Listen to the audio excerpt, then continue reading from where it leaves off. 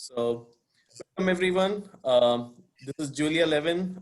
She's the Executive Director of Bioenergy Association of California. We are very lucky to have her being part of this event. She's the Executive Director of Bioenergy Association of California, as I mentioned, since inception. Prior to it, she has been the Deputy Secretary of Climate Change and Energy at the California Resources Agency. And she has also served as the Commissioner of the California Energy Commission. She has over 25 years of experience in renewable energy and climate policy, and as a chair to various inter-agency action teams, such as the Global Warming Director for the National Audubon Society and the State Policy Coordinator for Union of Concerned Scientists. She has a BA from the Brown University and has a law degree from University of California, Hastings College of Law. So welcome, Julia. I'll also give the the introduction of the next speaker. Welcome, Josiah Hunt. So firstly, I want to mention that we are really thankful to him and thanks to Julia for this last minute edition. So unfortunately, our previous speaker, he could not make it, Bernard Brown, because of weather-related events. So Josiah, at a very short notice in the pinch, helped us out. So welcome. So Josiah, he has graduated from University of Hawaii Hilo in 2004 with a Bachelor of Science in Agroecology and Environmental Quality. Since 2008, he has helped to pioneer methods for biochar production, processing, and application in farming systems using organic and biological approaches. He's a technical advisor on national and international projects. Not to mention, he's the founder and CEO of Pacific Biochar. So welcome, Saya. With that, I'll lead off to you to present. So can you take controls from here on, Josiah? Yes, sorry. I was double tasking. I was just taking care of one thing real quick for the group. Please go ahead, if you have questions, go ahead and type them in the chat area, and I'll take note of all the questions and I'll ask them at the end of the presentation. Yeah, if you have any questions, just please type in the chat. Thanks, and go ahead, Josiah. Okay, I'm going to do a screen share. I've got a slide deck ready, and so I'm going to do a screen share. It's going to take just a sec.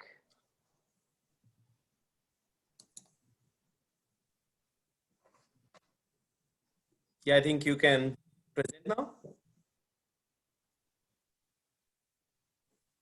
Okay, did that work? Yeah, we see your screen now. Okay, great. And present. Okay. Hey, so quick notice here. I mean, this came about on quick notice. I was talking with Julia Levin about something related but separate, and then the idea to present today came up. So I have got presentations for other purposes put together, and this is one of those. I thought it could be useful having this slide deck for us to have some talk about, but I just want to open this up. I think we can have a little bit of a free format here. Feel free to put questions in the chat, and we can just kind of free form a little bit to help answer some of your questions. So I'll go through real quick on this slide deck. I'll try to keep it, under 10 minutes here, and then we can, we can stop during the process. But I think if we make it all the way through, we'll definitely have some Q&A at the end, either way. So I'm Josiah Hunt, founder and CEO of Pacific Biochar. Pacific Biochar is a California-based corporation. as the name would imply, our focus is biochar. And our method of production is somewhat unique. We've been involved with producing biochar in many different ways over the years, but our chosen form at the moment is to collaborate and partner with, oh, do I have to admit, Mike? Okay, never mind. All right. Yeah, okay, sorry about that. Our approach is to partner with and collaborate with existing biomass power plants and modify them for biochar production rather than starting from scratch and building brand new machinery. We've chosen this approach because it's quick and it's low capital expenditure and it's very efficient. And it's not, I don't mean to pose this in opposition to the myriad of other forms of producing biochar. This is just what we're doing. And I thought, it'll be interesting to the group, I think. I'm sure you're fairly familiar, but I'm just going to run through it anyways. Biochar, what is it? And also the carbon story. I'm going to try and capture all that in this image right here. So first, we start on the left with woody biomass. Right now, it's primarily high fire hazard forest residue that we're working with. So these carbon materials from the forest that are liability biomass. And then in the machinery, that biomass becomes heated to a temperature so hot that it actually begins emitting photons. And during that process, it's changed in a way that is irreversible. The carbon bonds reassociate in such a way that it comes out the other end forever changed. Well, changed irreversibly, I guess. And the new form of carbon, this stuff we call biochar, otherwise known as charcoal, basically, is incredibly recalcitrant, meaning it lasts a really, really long time without being subject to biodegradation. And it has great value when added to soil.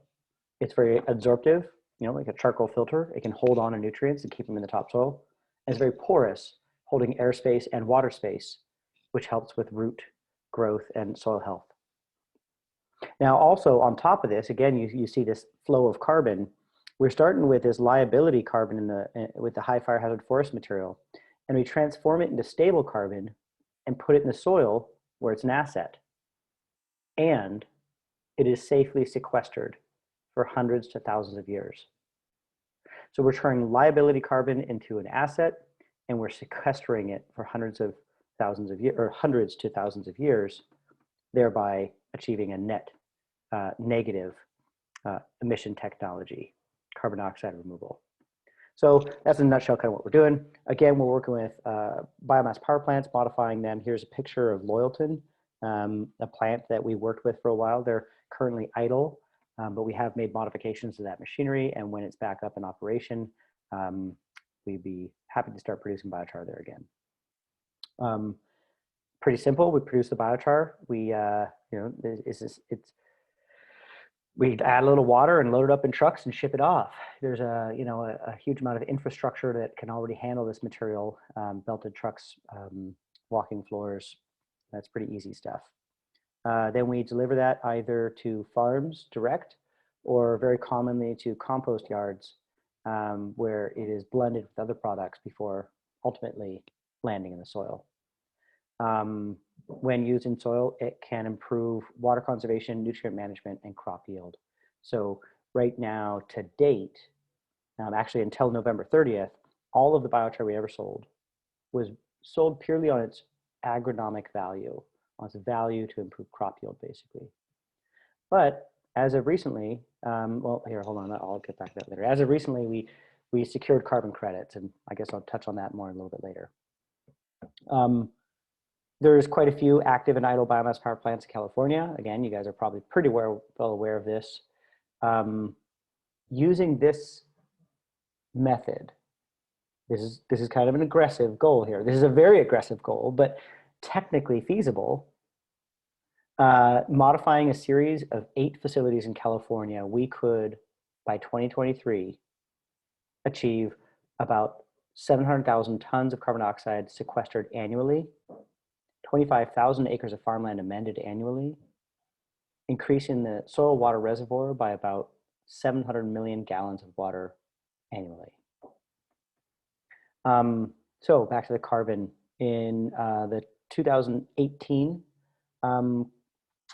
Intergovernmental Panel on Climate Change report, it was a very famous report that got a lot of people's attention, particularly highlighting that we're pretty far behind on our goals of achieving, of maintaining a livable planet, and that we've got potentially only 10 years or 12 years in 2018 to dramatically change our pathway, our trajectory, before we potentially could hit a point of no return, as according to their models.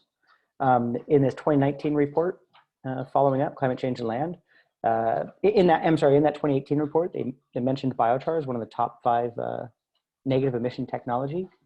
And this 2019 report expanded upon that in depth, listing biochar as a tool not only for climate change mitigation, but adaptation as well. So there's a lot of incentive for biochar, right? I'm getting it, that's the important part. This just kind of recaps what we just talked about. But I think, here's kind of a picture. This is, it's just a cogen facility. This is a Loyalton facility. It's a cogen facility. I'm sure you guys are familiar with this type of plant. We're just kind of hacking into the system to produce biochar. Basically, it's a quote unquote combustion type facility, but pyrolysis is happening within the furnace. And by tweaking the parameters, we can favor pyrolysis in the furnace, and we can harvest charcoal in fairly significant quantities. So here's just kind of a real rough schematic of what a general boiler is going to look like. This is where the biochar is happening. You have some amount of pyrolysis happening in here, and we can harvest the charcoal produced from that, and we can also do things to kind of optimize charcoal production in this range. The next step, critical to help really maximize the efficiency here, is to put side-along units. It's not rocket science. It's been done to small degrees, but rarely for this purpose. There's off-the-shelf machinery we can use to essentially just have a devoted stream of biomass going into a side-along carbonizer and sending those gases and or heat into the boiler and harvesting the biochar out the side, basically a step up, utilizing the infrastructure we already have. Now here's the critical thing though. This is all fun and games, but none of this is ever going to happen until we can pass a certain critical threshold.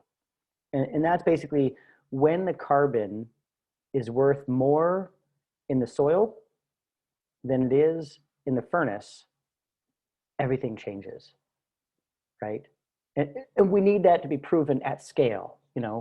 When that carbon is worth more in the soil than it is in the furnace, then the right incentives are in place to really do this in mass. And the technology is the easy part. It's all that other part. I mean, the technology is not that simple. There's some tricky stuff involved, and there's some IP, but it's fairly straightforward, and it's a matter of putting the parts together. And there's a lot of off-the-shelf stuff that we can put to work. But really, it's about when that carbon is worth more in the soil than it is in the furnace. And so, agronomic value is important, and the carbon credit markets are critical. And so as of November 30th, we just registered, Pacific Biochar just registered the first biochar carbon credits in North America. And that was done right here in California with Humboldt Sawmill. They have the biomass power plant in Scotia. We did a full life cycle analysis on the biochar production at that facility. And we're able to register and sell biochar carbon credits. Now, this is not something Pacific Biochar did alone.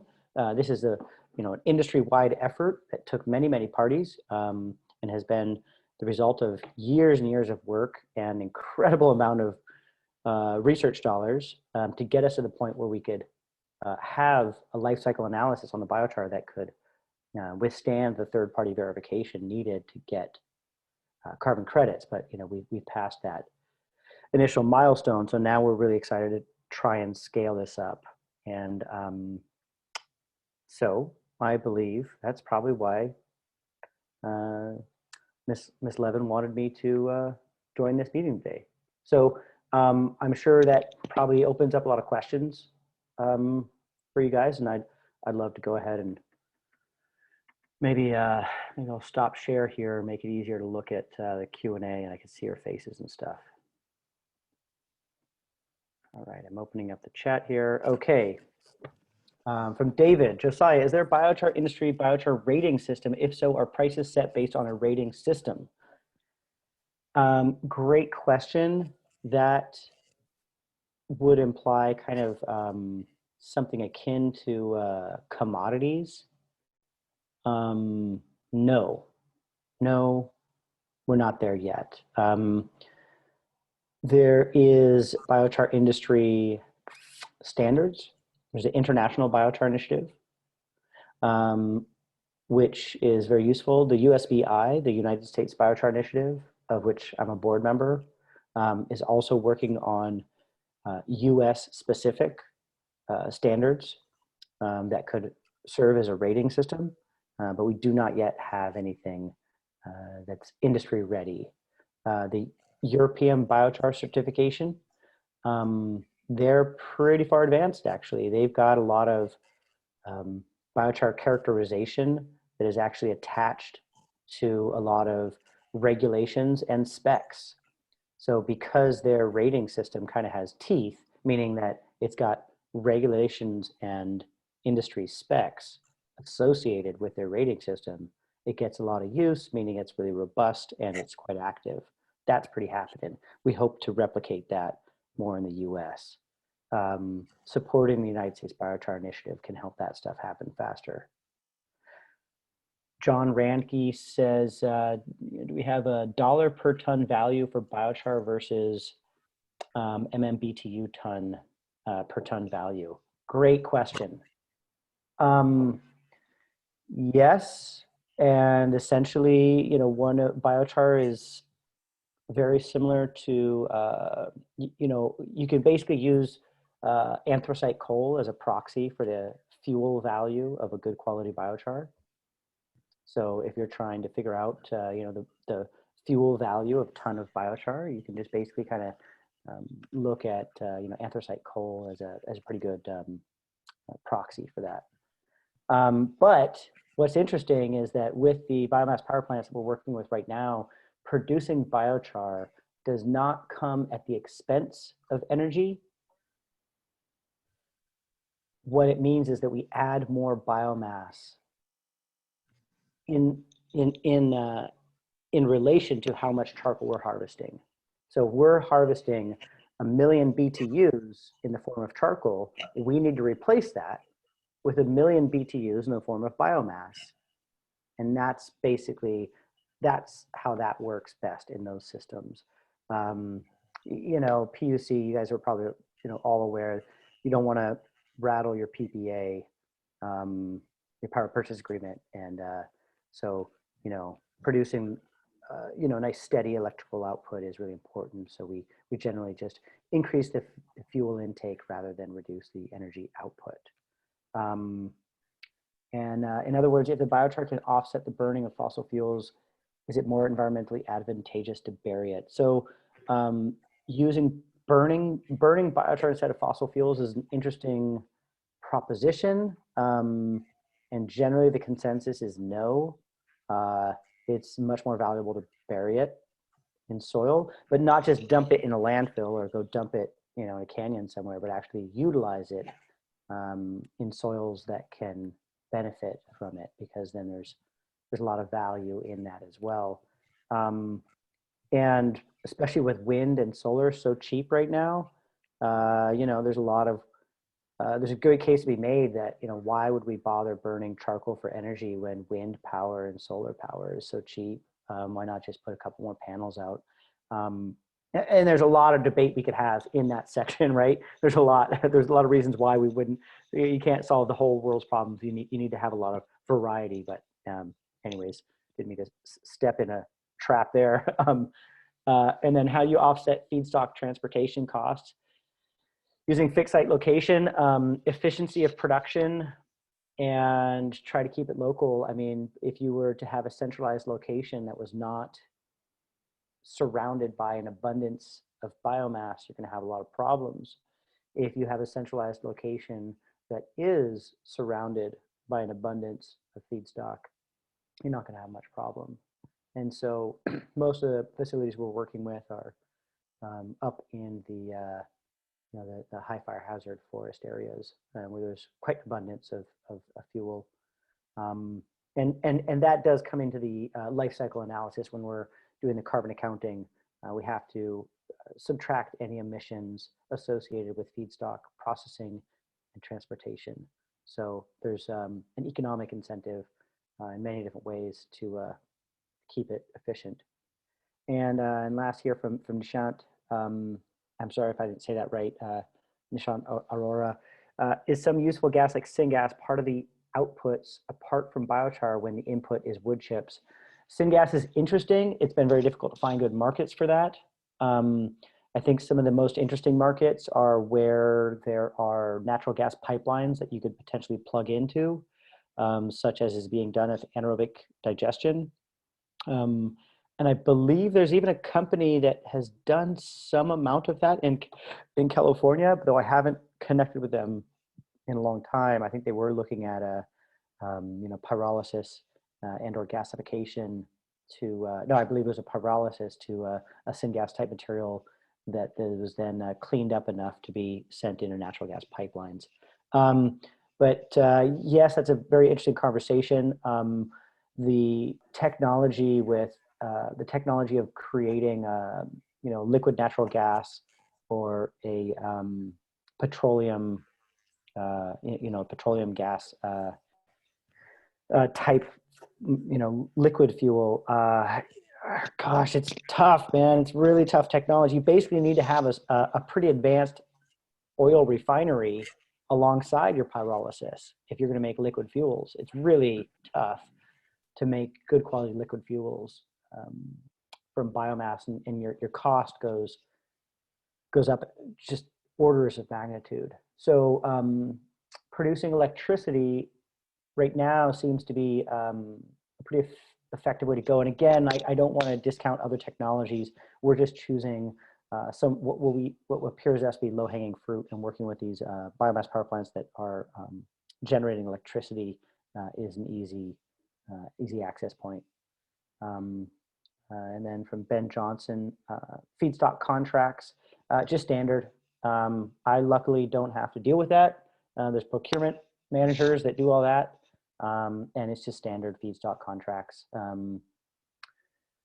Yeah, I wouldn't really know how to get into details of the varieties of feedstock contracts, except that I don't have to be the one that does it. I do know that the biomass power plants that we're working with primarily are designated high fire hazard.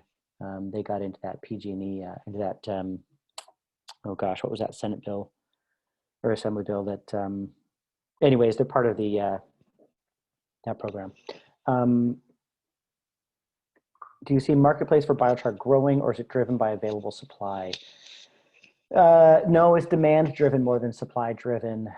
Very much demand driven more than supply driven. And yes, there's growing demand. There's growing demand just on its agronomic value, in helping farmland soils and also as a peat moss replacement. That's a bit tough of a market. Really hard to come by long-term offtake agreements. Really, really hard. Most farming sales and other are just spot. They're on the spot. They just kind of call you up and they say, I want 2 truckloads and I want them last week. And it's like really a pain in the butt. So that makes it hard. But with the carbon markets developing, that is something we're really excited about because we are in negotiations right now with long-term offtake agreements, because that's what we're demanding. And it actually fits with their goals as well, because they need to be able to commit to their carbon goals. So there's good promise for the market, but I think there's enough volatility in it right now that it's difficult. There's not really much of something that you could point to that you could like walk into your bank and say, here's an industry report, here's your market capture, here's all these critical points that any standard bank is going to want to see. There's just too much volatility and lack of history in the market for anything like that. But from my perspective, things are definitely growing in the demand sector. So it's much more demand driven than supply driven. So makes a lot of risk in investment, I'll tell you that. Great questions, you guys. Wow, great questions. Just like a couple questions that have been direct messaged to me, so I'll just read them to you. Oh, sure. Yeah. First one, what are the plans, or are there plans to have the woody biomass that comes from wildfire mitigation to be monetized? You mean in the reverse, where is monetized right now? We have to buy it, so right. we're buying that biomass, but monetized in a different way where we don't have to pay as much for it. That'd be great. I know that Climate Action Reserve is developing with another group, I believe Spatial Informatics. They're co-developing. You can get with them on the details. Forgive my botched regurgitation of this, but they're developing avoided emissions methodology, because in the western forest, so much of the biomass is either going to be burnt in a slash pile or burnt in a catastrophic wildfire, each of those with a very high emissions profile, that if we can use that material in other ways, there's actually avoided emissions that can be accounted for and financially rewarded for. And so those avoided emissions can, if it comes to fruition, can help pay for some of that stuff to get out of the forest and to our plant. So instead of $50 a ton, we might be picking the stuff up at $20 a ton, something of that nature. Right? Other question, guys, if there's any other questions, go ahead and type them in now. Otherwise, the last question is, can you just discuss the aspect of the negative CO2 and how that works with having a negative, just the negative CO2? Yeah, so negative emission technology. So okay, so really popular right now is the BECCS model, biomass energy and carbon capture and storage. Are you familiar with that? Is that something familiar to this group, the BECCS? Why don't you go ahead and do a 10-second overview real quick, just the 45Q, not ringing any bells. Okay, so well, I'm not sure if I should overview it, because if it's not like something that you guys are all familiar with, then I'd be trying to explain something and then use that as an analogy for something else. I might as well just go right to the biochar. So, all right, well, there's a couple parts. One, we're utilizing waste biomass. So if that waste biomass were to decompose, all of the carbon dioxide, all of the carbon in its body, or virtually all of the carbon in its body, would re-enter the atmosphere in a fairly short time. But if we take that material instead and transform it into charcoal, a significant portion of that carbon becomes stabilized. And then we put that in the soil, and it's locked away and sequestered. And so that alone is important, but it's kind of tricky, because that alone almost looks like emissions reduction. But the component is that that carbon is recently captured from the atmosphere. So plants, it's a plant body carbon. So plants are capturing carbon from the atmosphere, and then we take that carbon, stabilize it, and bury it in the soil. So it becomes kind of like coal in reverse. Carbon from the atmosphere, captured by plants, becomes stabilized and buried in the soil. and it's energy positive in that process as well. So it's an energy positive net negative emission technology. Does that make sense? Yeah, definitely. Okay. Sounds like there's no other questions for Josiah. So thank you. Really appreciate that presentation. And we can move on to Julia. Thanks so much. Thank you very much. Thanks, Josiah, very much. Yeah, that was interesting and a good lead into my presentation. So, hi, everybody, and thank you for listening to both Josiah and me. We're sort of going at the same issue from two different directions. Josiah is definitely a more technical person than I am. In full disclosure, I'm a lawyer. I cannot tell you how much I admire all of you who are engineers. I have zero ability in that department. I couldn't even put together a 3-piece vacuum. My husband had to do it for me. So I focus more on the policy side, although I am obsessed with climate science. It's what I've worked on climate policy for the last 25 years or so. So I do follow the science a lot, but unfortunately I'm not good at engineering and spatial things. So I use the science to affect policy rather than to build things. But you guys are the ones who actually are going to save the world. And I'm not exaggerating, because we've made a mess of it in the last 100 years, and the only way we get out of it is with all of you. And so what I really am going to focus on in my presentation is why gasification, pyrolysis, biochar, bioenergy are so absolutely critical to meeting our climate goals. And I'm focused on California, but the same story is true all over the world. So with that, I need to figure out how to share my screen. Let's see, not being an engineer. So can you all see my slides? My screen? Yes, we can see it now. Yes, we can. Okay, excellent. Oops, that's not what I wanted. Sorry. See, I wasn't kidding that I'm not an engineer. Almost there. I'll make it full screen and then I actually will go on. Or not. It doesn't look like it wants to be full screen. All right, well, you'll be able to see the next slides. So this is who the Bioenergy Association of California's members are.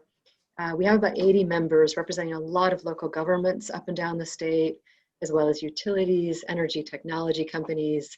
And what might come as a surprise is local air districts, waste management, and waste agencies, water agencies, wastewater agencies, because there are a lot of state laws now that require us to do something with our organic waste besides open burn it or landfilling it. So there is growing interest in this area. Now, for some reason, I also cannot advance my slides. Any suggestions about that? Julia, you might go to the menu bar up at the top and click on slideshow. Slideshow. Sorry, I don't see that. Where is that? Like at the top of the screen, you have File, Home, Insert, Design, the headings. the headings, yeah. Yeah, I think it is hidden behind. But we can. I can see it, Julia. If you go to the top left, you see where it says File. Yep. Yeah, so go right about 5 or 6 of those, and it'll say Slideshow. Under File here? No, just go right now. Move your mouse right from File. Yes. Unfortunately, my screen is just totally frozen. Oh. Sorry about this, guys. We can see your cursor moving. I know. Oh, I'm sorry about this. Can you just click on the second slide? Yeah, Right that's what there. I'm trying to do, but nothing's happening. Right there. Right. All right, come on. You guys are the engineers. That's not happening. Well, I tell you what, I am going to try to just do it What if you Yes, yeah. clicked out of screen sharing and then come back in? Let me try that. That's a good idea.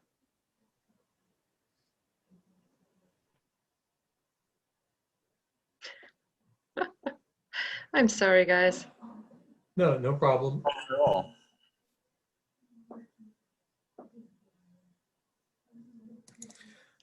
Julia, if you click on F5 or Shift F5, one of those should start the presentation.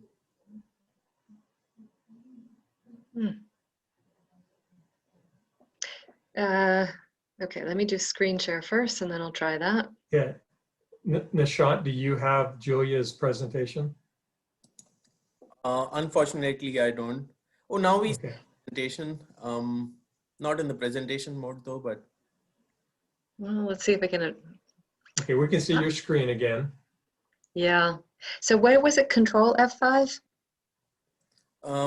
It was Shift F5.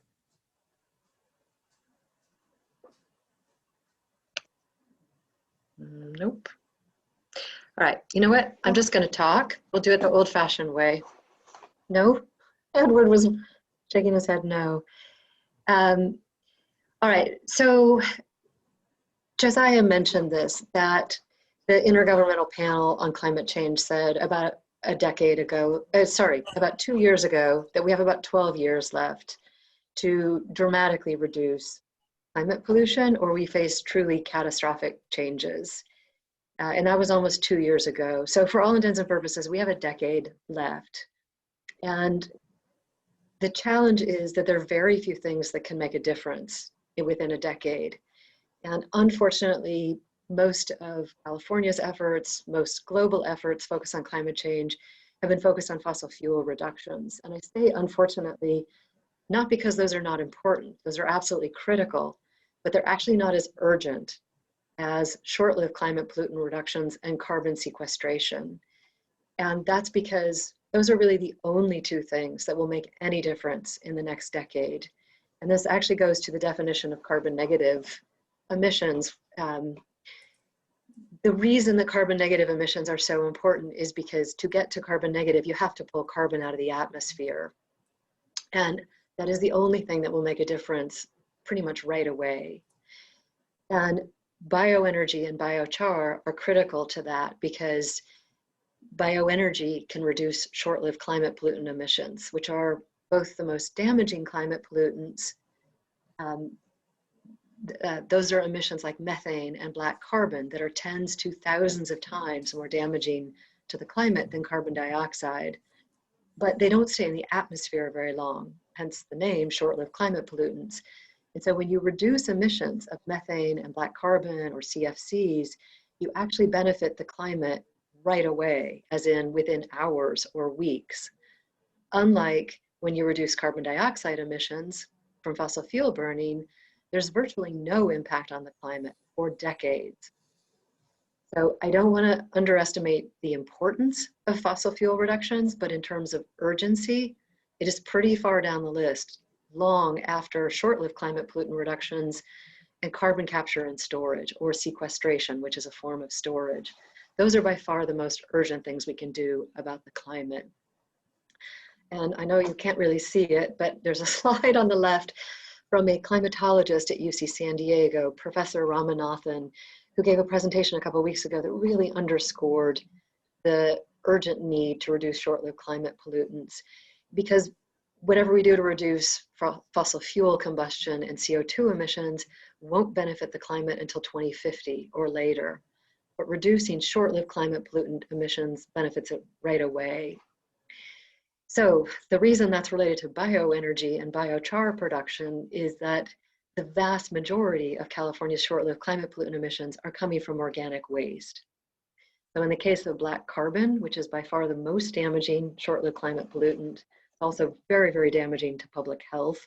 Think soot, think particulate matter, think black lung disease. That is black carbon. In California, by far the largest source, probably 3/4 or more of our black carbon emissions comes from wildfire emissions. The next largest sources are open burning of agricultural waste, wood fires and wood smoke from controlled burns, and diesel in backup generators and diesel powered trucks. All of those can be virtually eliminated if we convert forest waste and agricultural waste to energy and biochar instead, and then use it to replace diesel and other fossil fuels. And that's also how you get to carbon negative emissions, because you're reducing methane or black carbon upstream, by reducing open burning of that waste or landfilling of that waste, or even pile and rot, which still releases methane. So that's huge emissions reductions upstream. And then you also have emissions reductions downstream by replacing fossil fuel that would be used for energy or fertilizer. And when you add those two, and then you have a byproduct of bioenergy or gasification and pyrolysis, which is biochar, that can also provide permanent carbon sequestration. So it's actually a threefer in terms of emissions reductions. And that's how you get to carbon negative emissions, which means that the definition of carbon negative, well, the obvious definition from a math standpoint is you are generating less carbon than you're emitting. But what it really means is you are pulling more carbon out of the atmosphere than you are emitting. And that's how you get to carbon negative. So in the case of methane, the main sources in California are also organic waste. By far the largest source is dairies and dairy waste, but landfills and wastewater treatment facilities are also significant sources. So, and just like on the black carbon side, we can avoid or eliminate all of those methane emissions by converting dairy manure to energy and by converting organic waste that would otherwise go to a landfill to energy. And those two, according to the California Air Resources Board, when they're converted to biogas, provide the lowest carbon intensity fuel of any fuel on the market in California. So this is really, really critical in terms of meeting our near-term climate goals because you're reducing short-lived climate pollutants. It's also really, really critical for meeting our long-term climate goals. And again, back to the theme of carbon negative emissions, if you haven't seen it, and I am a really old timer, I've been working on climate change for 25 years, by far the most encouraging thing I've seen in 25 years is a report that came out last year from Lawrence Livermore National Lab on how to get to carbon neutrality. It came out, I think, in January of 2020. And I'm sorry, I can't show the slide, but if you just Google Lawrence Livermore National Lab and carbon neutrality, it was really a groundbreaking report because it found groundbreaking and encouraging. It found a number of things. First of all, that it's absolutely doable with existing technologies for us to get to carbon neutrality by mid-century. Second, we have a lot of emissions we're not going to be able to eliminate by 2045 or 2050. And so the way that we offset those emissions is with carbon negative emissions.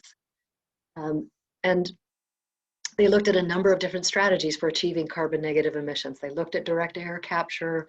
They looked at restoring carbon to natural and working lands, both of which are feasible and have a lot of benefits and do produce carbon negative emissions.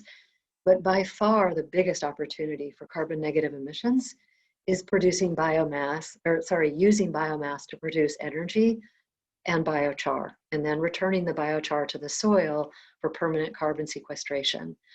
And Lawrence Livermore National Lab found that biomass to energy conversion with carbon capture and storage, that was the acronym that Josiah was using, BECS, it stands for Bioenergy with Carbon Capture and Storage, can provide more than 2/3 of all the carbon negative emissions that California needs to get to carbon neutral by mid-century. So it's really hard to overstate the importance of bioenergy and biochar, both for meeting our short-term climate goals and for meeting our mid-century goal of carbon neutrality. In addition to the climate benefits, there are huge air quality benefits of biomass conversion. Even in the case of biomass combustion, which is not what most new projects are using, but even in the case of biomass combustion, the California Air Resources Board, the State Association of Local Air Districts have found that converting that biomass to energy cuts particulate matter, black carbon, and methane emissions 98% compared to an open burn. CAPCOA, the State Association of Local Air Districts, found that it also can reduce volatile organic compounds and smog-forming pollution by more than 50%. That's with a biomass combustion facility. If you go to gasification and pyrolysis, you can, and then use the biogas in a fuel cell or a linear generator or other non-combustion generation technologies, you can virtually eliminate the emissions from biomass conversion to energy. And again, if you use the biogas to replace diesel in a backup generator, which we're seeing more and more of in California, or in a diesel truck, then you provide even greater benefits for climate and air quality. So there are really huge benefits that are absolutely critical for the state to meet both air quality and climate goals. There are also benefits on the energy side. Biogas can be stored. It can provide long duration energy storage, much longer duration than batteries. It can provide dispatchable power, meaning it ramps up and down quickly, just like fossil fuel gas, which is very important for filling in around intermittent renewables like solar and wind. It can provide a source of renewable hydrogen for fuel cells and linear generators and other non-combustion generation technologies. And it can provide baseload power, meaning power, renewable power that's available 24/7. So we need bioenergy from the energy side as much as we need it from the climate and air quality side. So I think, especially since I can't show my slides, I really apologize for that. I'll stop there and see if there are any questions from anyone. And again, apologies for not being able to show my slides, but I will email them to Nishant after the presentation, and he's welcome to share them with everyone. So any questions?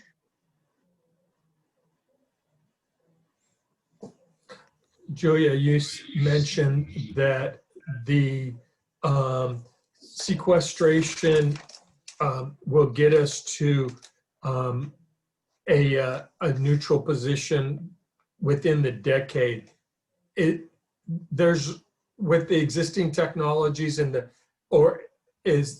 have to be new technologies, and there have to be new, a big ramp up of all the existing use of biostock now?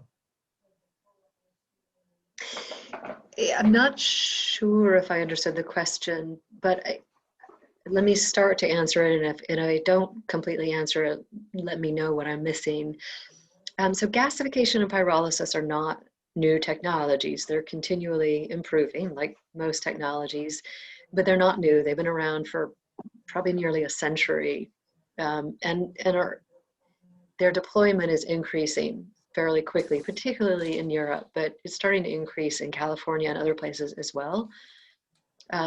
Carbon capture and storage are newer technologies, but even those are being deployed more and more widely. So, and that was the conclusion of Lawrence Livermore National Lab, is these are market-ready technologies, and certainly can continue to be improved, but they are ready for prime time. They are ready for wide deployment now. So does that answer your question?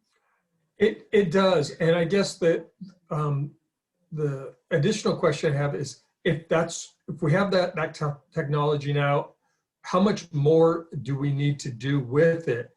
Do we have to do 100% more of what we're doing with it in order to achieve those goals? Or are we close to the amount of sequestration with the processes we're using now? So the technologies are ready to go, but I think similar to Josiah's point about biochar, the market mechanisms are not. They're not set up and they're not sufficient. So I started working on solar and wind in the 90s. California did two things over an extended period of time to drive the market. And that's largely why solar and wind prices have dropped so much. I'll come back to that. The recent reason is because the panels and the turbines are mostly being manufactured in China, in places where labor and environmental protections are a lot cheaper or non-existent. But they were subsidized for a long time. Exactly. Two things had to happen. California passed the Renewable Portfolio Standard legislation in 2002 that required California to go from 10 to 20% renewables in 10, 12 years. So we had a market, we had a stick, which was a requirement on the utilities, and then we also massively subsidized the early deployment. We don't do it anymore because the prices have come down so much, but California put billions of dollars into subsidies for new solar and wind development. And so that combination of having a market demand and a massive infusion of subsidies really drove the market. And once the market got to scale, a lot of other countries started manufacturing the panels and the turbines, and that, you know, that whole combination is what really drove prices down. But we had to get the market to scale first. The same thing is true of next generation bioenergy technologies and biochar production. We need the demand. We need something like a renewable gas standard in California, like we have a renewable electricity standard, and we also need subsidies. The one sector of bioenergy that has gotten a lot of subsidies is the dairy sector, because it's such a major source of methane emissions. And so over the last 5 years, California has put more than $800 million into new dairy digesters. That's led to 150 new dairy digesters in California that will be online by the end of this year. So we know that when you create the demand and subsidize it, you can really get a market going very fast. And we need to do that with bioenergy. But the technology is there. That's really not the limiting factor right now. The supply is there. I think that was also part of your question. California produces a massive volume of organic waste. Josiah was focused on the forest waste.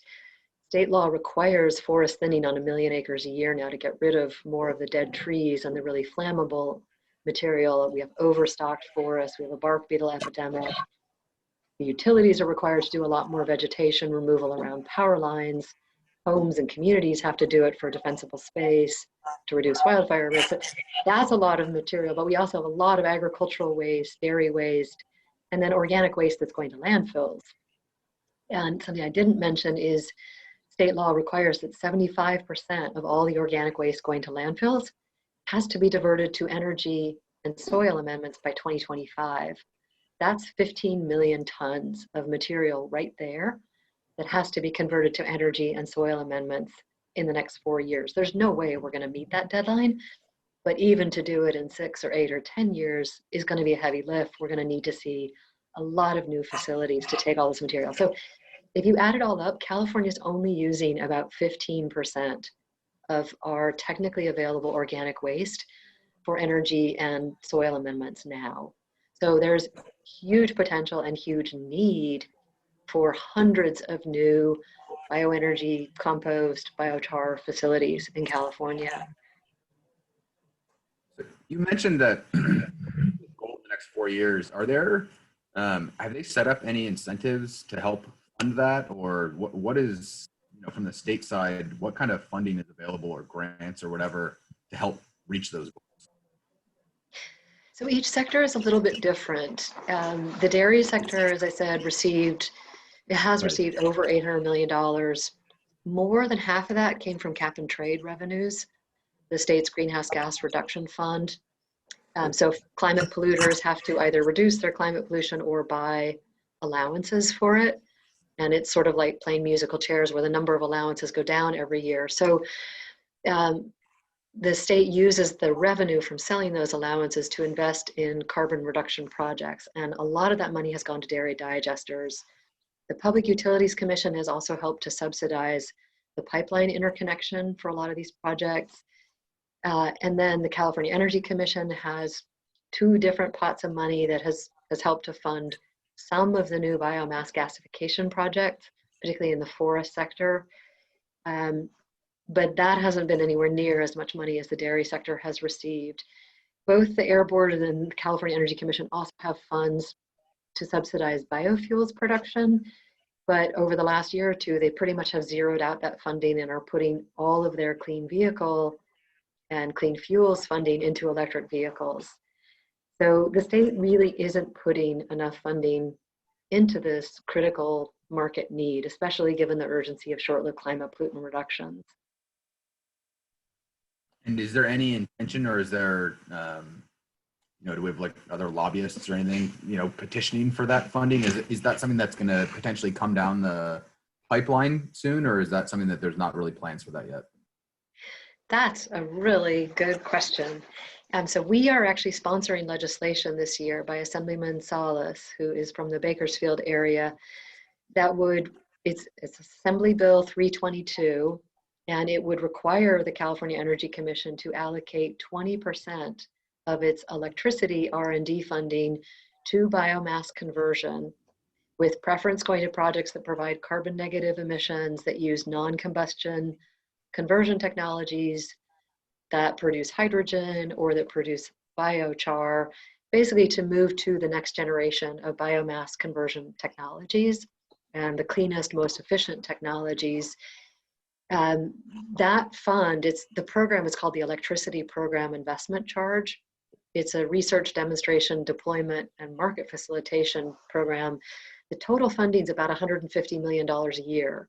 So if AB 322 passes, that would mean that the Energy Commission would be allocating about $30 million a year to biomass conversion.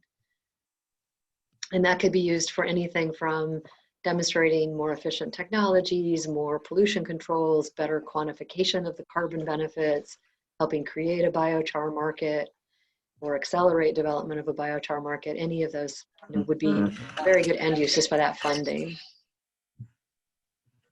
Another question. Is gasification technology / working with biomass a mature technology? Do you see any needs for RD&D? And if yes, what are the policy tools available? There's always need for RD&D. I mean, I think technologies can always be improved. They can be made more efficient, more reliable, less polluting.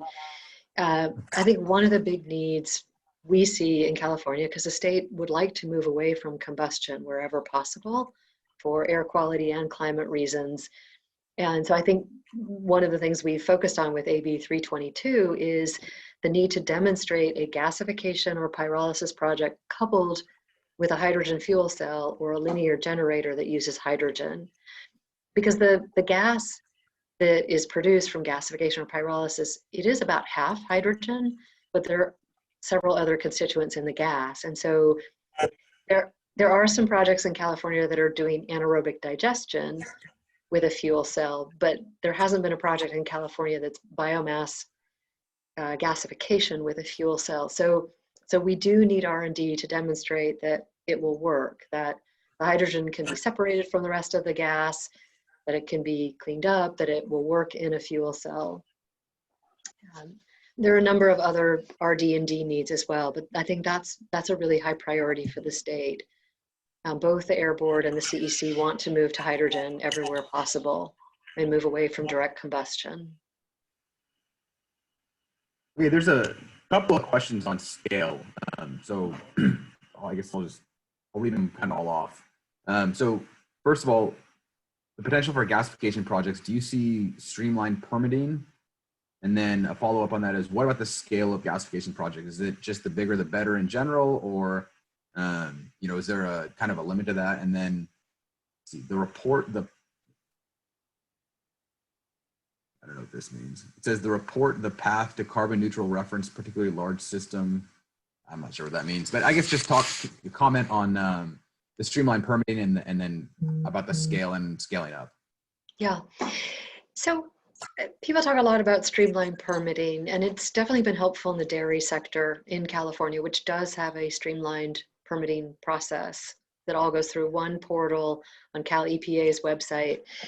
And that avoids potential conflicts between air and water permits. It forces the agencies to work together, which is really important, because if local air districts look only at the emissions from bioenergy, it might not look that great. They need to compare it to the alternative fate of landfilling or open burning, things like that, and all the different benefits, not just for air quality, but for water quality, the climate, et cetera. So there's some value in streamlined permitting, but for most bioenergy facilities, permitting is not the big barrier. I know people like to complain about air districts and water districts and CEQA, California Environmental Quality Act permitting. That's really not the barrier. The barriers are cost, obtaining long-term feedstock agreements. I think someone asked Josiah about that.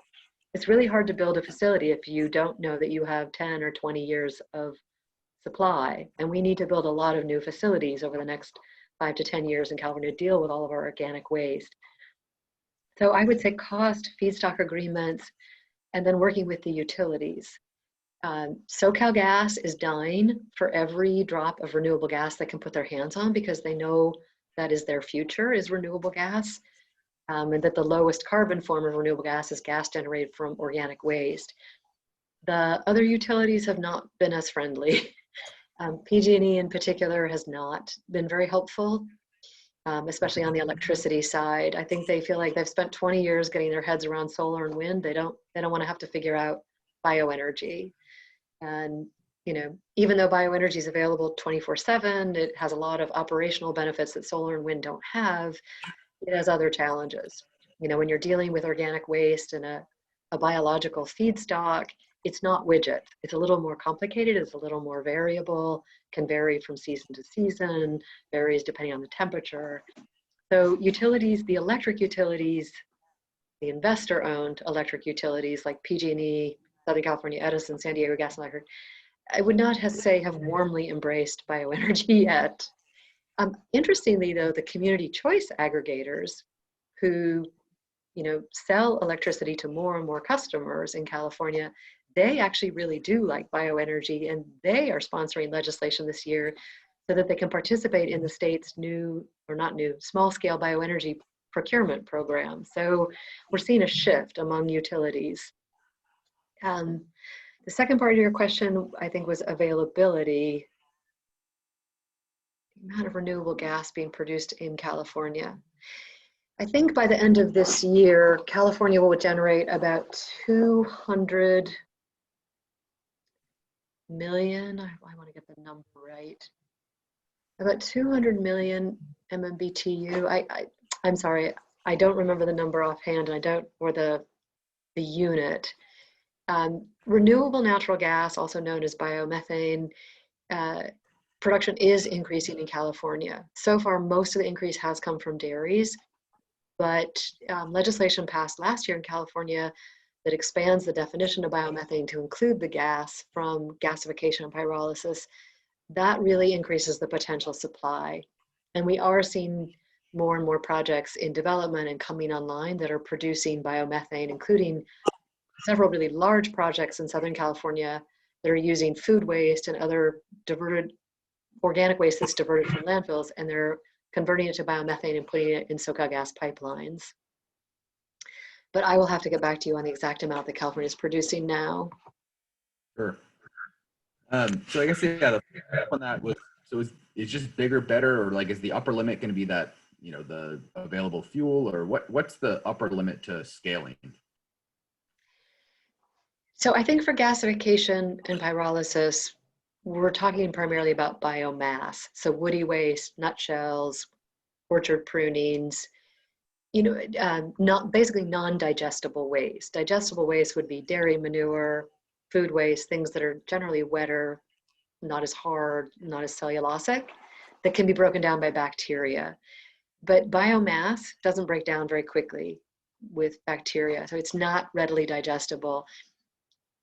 The downside is it's very heavy and has fairly low energy value per ton. So from an environmental and economic sustainability standpoint, it's just not desirable to have to transport woody biomass over long distances. That's going to be probably the biggest limiting factor on the size and scale of facilities. California has really put the emphasis for new facilities on more distributed generation, meaning 3 megawatt and smaller, maybe 5 megawatt and smaller if 2 megawatts are used for on-site electricity, but only 3 megawatts of export. And that's actually in state law. And 2 different programs for, you know, distributed scale energy are limited to that 3 megawatts of export. The reason above all is to reduce the transport of biomass waste. The other reason is, I think you all know, California's grid has suffered a lot of wildfire related outages, including preemptive outages known as public safety power shutoffs. There's a lot of interest in microgrids and increasing interest from local governments in converting local organic waste supplies into local energy supplies for local energy security. And so I think that is another reason why we're going to see a little bit smaller scale facilities where new bioenergy facilities are sized to fit the local organic waste supply. So what that means in terms of the size will be very different if you're in the very northeastern part of California and the Sierras, where there are not a lot of people, there is a lot of forest biomass. We probably won't see new facilities much larger than 3 megawatts. But if you're in urban Los Angeles or urban San Jose, and you have a lot of food waste and yard waste and tree waste, and you want to put it all together, then a gasification facility may be much larger, 10, 15 megawatts. I don't think we will see facilities a lot larger than that going forward, just because the state wants to avoid the transport. You touched on yard waste. Is there a program already in the state to collect yard waste from residents and businesses to use in gasification? Not in gasification, but Los Angeles County is dying to get there. I mean, so a lot of communities do collect organic waste, green waste as part of their recycling program. And more and more communities, like the city of San Jose, Sacramento, South San Francisco, city of Napa is developing a facility, Los Angeles, San Bernardino, San Diego, several counties in Southern California, because they're required to divert 75% of the organic waste currently going to landfills, and they have to procure energy, compost, or mulch in place of that waste. So that it's not enough for them to tell Cal Recycle, the state solid waste agency, okay, we stopped putting it in landfills. The regulations actually require them to procure energy or compost or biochar instead of putting that organic waste in the landfill. So that is driving the development of new facilities that will take food waste and yard waste. If it's just food and grass, it can go to an anaerobic digestion facility. And that's what we've seen in San Bernardino and Riverside counties and San Jose and South San Francisco. But if they also want to be able to take trees, and wood waste that is removed for wildfire mitigation, then they need to go to gasification or pyrolysis. And that can take everything. So I think we are going to see hundreds of new facilities built over the next decade to meet the waste diversion requirements and reduce open burning of biomass. Yeah, I know you've touched on this, but I think there's a lot of interest. There's just so much interest in this technology that I think people are interested in the scale. Another question was, what needs to happen to set up market mechanisms to make this feasible on a large scale, and what is going to be the biggest challenge to scaling up?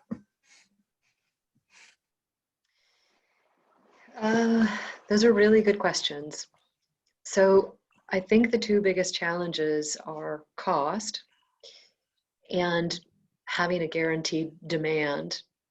And so that kind of comes back to what I was saying earlier. We need a renewable gas procurement requirement like we have on the electricity side. And the Public Utilities Commission, the California Public Utilities Commission, is required by state law to consider adopting a biomethane procurement requirement, which will include the gas from gasification of organic waste. That will help a lot because then the utilities will have to buy biogas from gasification, pyrolysis, or anaerobic digestion of organic waste. But we do also need subsidies. It is going to take the state several $billions to build the couple of hundred new facilities we need to deal with all of our organic waste.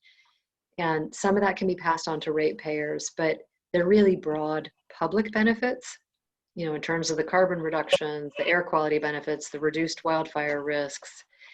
And so it makes sense for the state and local governments also to subsidize these facilities. And that's how you really accelerate the market, is have both the demand and the incentives. Josiah touched on the need for carbon offset protocols, though. That will be really helpful, to move the market for biochar and also really to obtain full value for these projects. And then the Public Utilities Commission needs to do what the Air Board has done. The Air Board administers the low carbon fuel standard, and that standard is based on life cycle carbon intensity. So the lowest carbon fuels get the biggest incentives. So if you produce carbon negative biogas, as dairies and diverted organic waste projects do, you get a huge incentive under the low carbon fuel standard. The Public Utilities Commission needs to do the same thing now for renewable electricity. It treats every megawatt or every kilowatt hour of renewable power the same. And when they compare contracts for renewable power, they're just looking at cost. They're supposed to be looking at least cost, best fit, but they really only look at cost. And that really distorts the market, because electricity produced from dairy biogas or biogas from diverted organic waste can provide 4 to 10 times the carbon reductions that solar and wind can provide on a life cycle basis. And that's not my analysis, that's the California Air Resources Board using the GREET model developed by Argonne National Labs, which is considered basically the holy grail, the gold standard for life cycle carbon intensity. The Public Utilities Commission has to incentivize carbon negative power the same way the Air Board incentivizes carbon negative fuels. That will also really help drive bioenergy development in California, because it's the only form of renewable power that can be carbon negative. So is that in the works? Things don't necessarily move through quickly in that regard. Is there already something in the works for that, or when do you anticipate that that's going to be, be had to where that'll be incentivized, or, legislated to where that's mandatory to use these technologies? It probably will have to be legislated. The PUC doesn't do very much on its own initiative. So moving to more of a carbon intensity based program on the electricity side, I think that's probably several years off still. The requirement on utilities to procure biomethane could be adopted this year. We're expecting any day the Public Utilities Commission to begin that proceeding. And that was also triggered by legislation in 2018. SB Senate Bill 1440 required the PUC to consider a biomethane procurement program.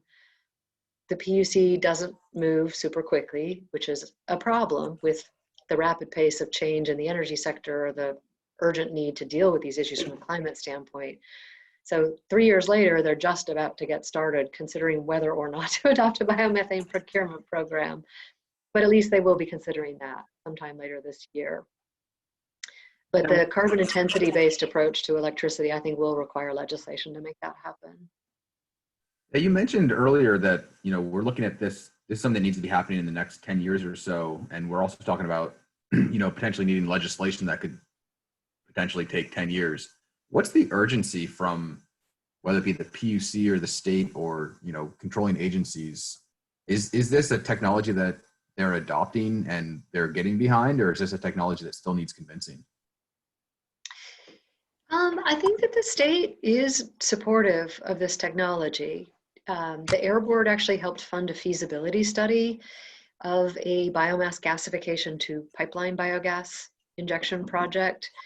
And all of the state's climate plans call for increasing bioenergy production as a way to reduce short-lived climate pollutants and meet the state's climate goals. The California Energy Commission has provided EPIC, Electricity Program Investment Charge funding, for several biomass gasification projects in the forest sector as a way to deal with the wildfire and tree mortality crisis. The California Department of Food and Ag strongly supports it as a way to deal with forest waste. So there definitely is interest. What's lacking is coordination and the sense of urgency. You guys are raising your thumbs. I don't know if that's in response to what I just said or something else. So yeah, when I worked at the Natural Resources Agency, the California Resources Agency, I coordinated a 9-state agency bioenergy working group.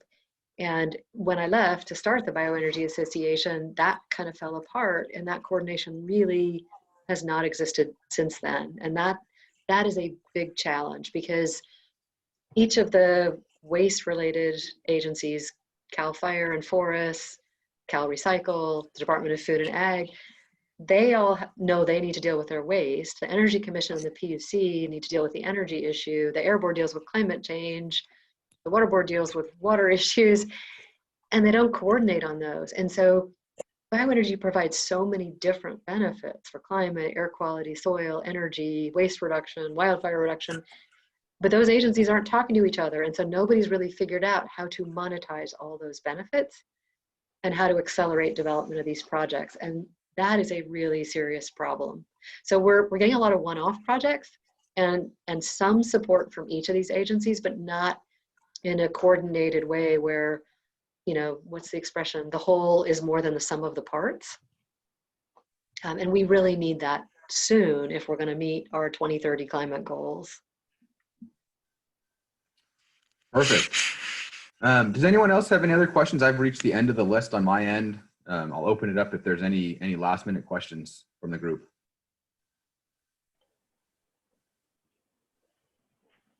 Charlie or Charles?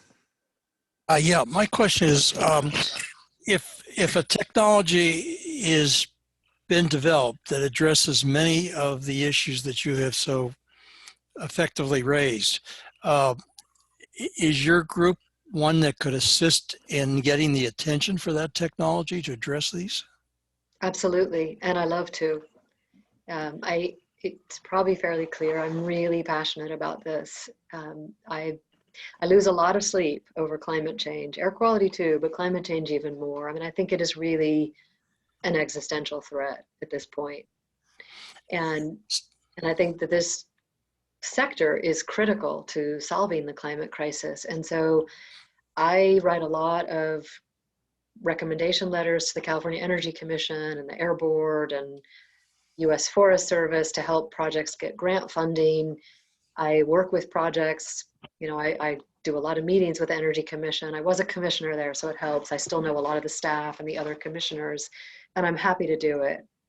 I'm not shy, so I will ask for help, whether it's R&D funding or permitting help or whatever it is. May we have the option of reaching out to you then? Absolutely. And again, my apologies for not being able to show my slides, but you'll get a PDF copy, and the last slide has my contact information. Oh, I have your contact information from the State Commission on Recycling Markets and Curbside Recycling, where you've participated. Thank you. Fortunately, I was able to show my slides for that presentation. I don't know why. Sometimes it works and sometimes it doesn't. Okay. Thank you. My pleasure. Well, with that, Julia, I have one question, Josh. Julia, so much of the energy transition is a commercial and a political endeavor, but what as individuals can we do? Is there certain, you mentioned a legislation coming up, so obviously we could write that our local representative, but any other suggestions that you might have for individuals to act? That's a really good question. So I think there are going to be several bills in the legislature this year, and I don't know whether I should send information to Nishant or to Josh or both to forward to all of you, but getting support letters for important bills that can really help build the market more quickly, provide the incentives, I would say that is priority number one. But another priority that individuals can do, I live in the East Bay near the Berkeley Hills, and we are served by a community choice aggregator, Marin Clean Energy. They send out flyers every couple months saying, hey, you know, for a few dollars more a month, you can choose the 100% green electricity option. It's 100% solar and wind. And it just bugs me to death. It's like, that is not possible. According to the Energy Futures Initiative, former Secretary of Energy under President Obama, California has about 90 days a year that lack sufficient solar or wind power. And so if you say you're 100% solar and wind, you're really relying on natural gas as a backup fuel, battery storage, probably a whole lot else. So I think speaking to your local city council, county supervisors, if you're in a community choice aggregator service territory, letting them know that resource diversity is really important. It's a whole other area I didn't touch on, but I think it's pretty scary what's going on in California, the push to just get rid of the gas grid. When electricity is more and more vulnerable and less reliable with wildfires and public safety power shutoffs. But under any complex system, you guys as engineers understand this as well as anyone. In any complex system, you want diversity and you want redundancy. And bioenergy can really help with that. But I think a lot of people don't understand that. And I think a lot of people, including a lot of policymakers, don't understand that we're not talking about burning trash. We're not talking about direct combustion anymore. We're not talking about mixed trash, burning paint cans and all that. We're talking about a circular economy and a lot of benefits compared to landfilling or open burning. So you all are engineers. You can communicate this to your cities and counties and community choice aggregators and help educate them, because there's a lot of misunderstanding about this. And so that would also be really helpful. Or if you see a piece by the Sierra Club saying, you know, we should only be doing solar and batteries, and I love solar. I've had it on my roof for 20 years, but it's not enough. And it scares me to think that California is going to keep heading down a path that's narrowing the number of resources we use. I think that's very dangerous. And I hate to think we're going to have a Texas kind of problem in the next big heat wave, or, you know, what happened last year where we had both a heat wave and catastrophic wildfire smoke. My solar panels put out nothing for about a month because of all the wildfire smoke. There's not a battery on earth that could have gotten me through that month. So I think communicating that would be really, really helpful, because people don't understand.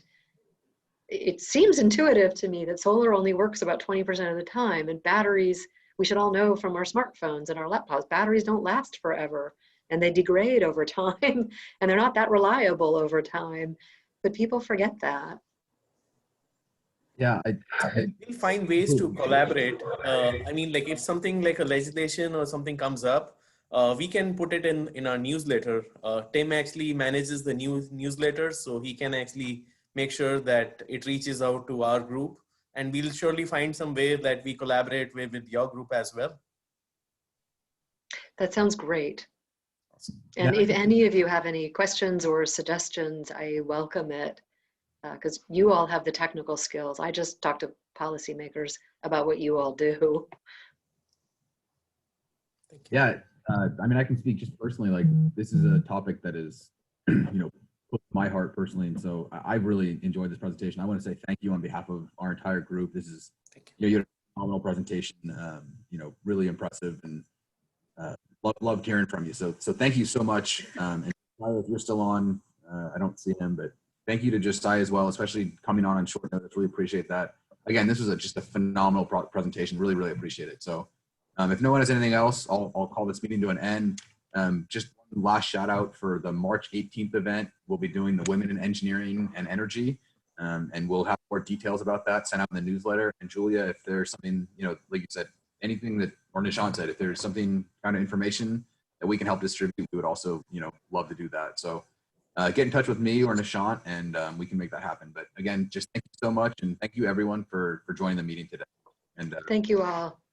Thanks everyone. Thanks, Julia. Thank you, Julia. Yeah. Thank you. Thank you, guys. Thank you.